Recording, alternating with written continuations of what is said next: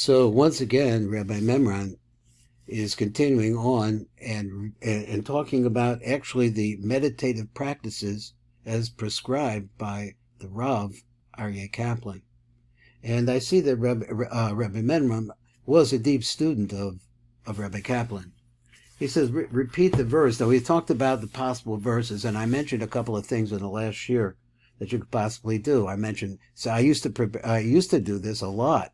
Hamakom, hamakom, hamakom, that's one I made up. But he's saying over here, hamakom means that God which is present with me right now. Ribono Shal Olam is saying that the master of universe is hidden.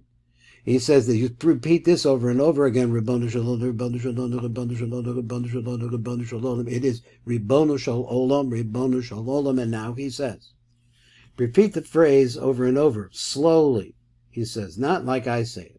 He said slowly. He says, do it in a very soft voice. The meditative norm is that it should be said in the softest voice that you can possibly pronounce. You can either whisper it or visualize it softly, whichever is more comfortable to you. Now, I can tell you right now that I did not do this. I saw some things here and there, and I tried them. I'm one of those people that tries. So here he's telling me that I'm not saying so loud, so I should be going, Ribono Shal Olam, Ribono Shal Olam, Ribono Shal Olam, Ribono Shal Olam, hamakom, hamakom, hamakom, hamakom, hamakom, hamakom. Okay, that's a new idea for me, something that I want to try. There are firm standards regarding this in Jewish meditation. Now he says, some people find it easier to whisper the mantra. It's also permissible to mouth it without voicing it at all. It is not recommended, however, that it merely be thought in the mind, at least for beginners. It should not be a thought. In other words, you could have the words Ribono Shal Olam like a ticker tape passing before your eyes here, constantly showing you Ribono Shal Olam. He says that's not the way to start for beginners. It should just be that's only meditative. If the mantra is repeated mentally, without at least mouthing it, it could be interrupted, it could be attacked really by extraneous thoughts, because it's just sticking in the mind. It's not involving all of your senses, I guess. So therefore, says Rabbi Kaplan, one should not place too much emphasis on how the mantra is said, as long as it is said for this designated time. This usually consists of a period between 20 minutes and a half an hour. So now he's telling you how long you should spend doing this. Can you say Ribono Shal Olam, or another phrase, or can you repeat a pasuk, a sentence from the Torah? Can you repeat it for 20 minutes? He says, can you visualize it for 20 minutes? He says this usually consists of a period between 20 minutes and a half an hour, as mentioned earlier. If you wish, you may use a silent timer to signal when the meditation period is over. This is preferable to looking at a clock. So in other words, when you start this out, I'm thinking for myself now. When I start this out, I set my timer at 20 minutes. And from then on, I don't have to worry about where my time is, which takes the mind off the meditation. You can also have someone else signal you when the time is up. Same idea.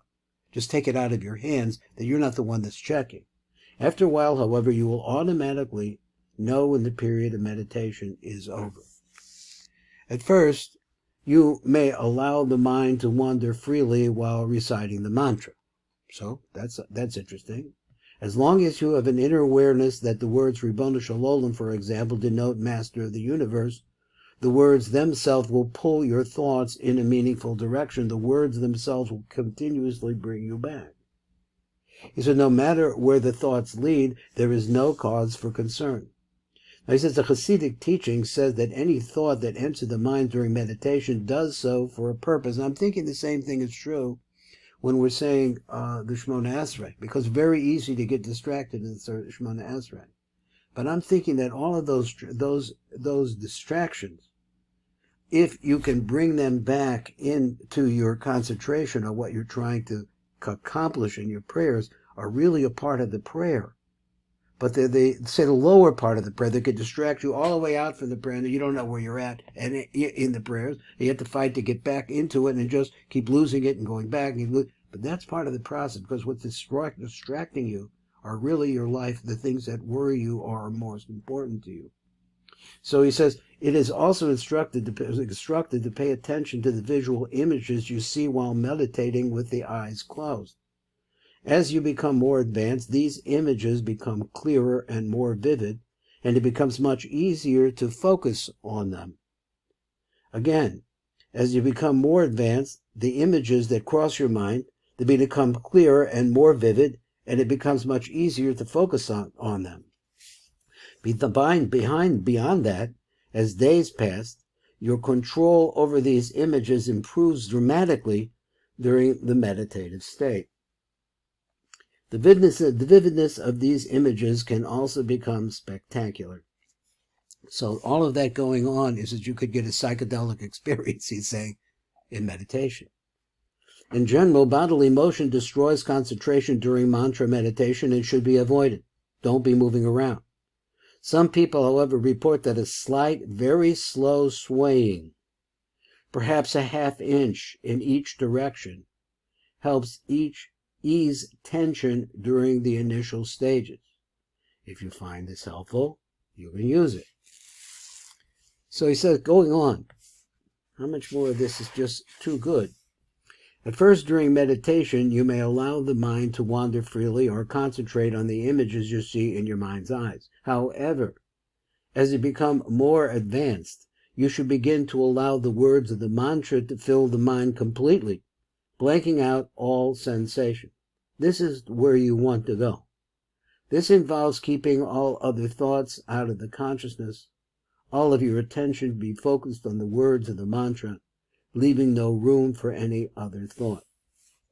Of course, until you become proficient in this discipline, extraneous thoughts will constantly try to push their way into the mind.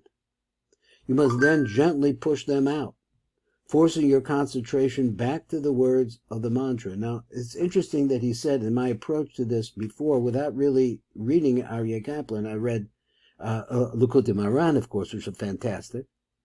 Over here, he's getting into understand that Rav Kaplan also was associated with Breslov too, in the fact that he translated the Rabbi Nachman's stories into English.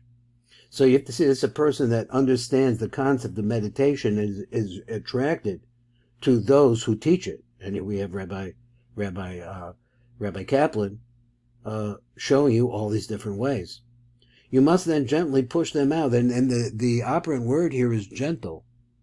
He said that that's one of the things that I missed before. This is that finding a place, a same place, a place that you're not exposed, doing for a set period of time where you don't worry about the time, and you try to reach the highest possible attachment that you can by directing your thoughts to the mantra. So he said, forcing your concentration back to the words of the mantra, keep going back and try to get into it. This can sometimes take considerable effort, but it is the means through which one gains control of one's thoughts. Some people find it easier to banish extraneous thoughts if they recite the mantra very slowly. Here's another one. See how he said, amakom, amakom, amakom? I want to do it really fast. He says you should do it very slow. Amakom, amakom, amakom, amakom. Maybe slower than that. As you will see, slowness is also used in other types of meditation. At other times, however, it may be preferable to recite the mantra rapidly, sometimes even racing through the words. Okay, that's me. Here again, each individual must find his own pace. This is Baruch Fleischman. This has been the Tikkun Elevator Kolo, and we're continuing on, with God's help, in the study of this tremendous book. What's it called again? It's called The Ultimate Connection with God by Rabbi Yosef Chaim Mimran, and we'll thank God that we got something like this to really teach you meditation.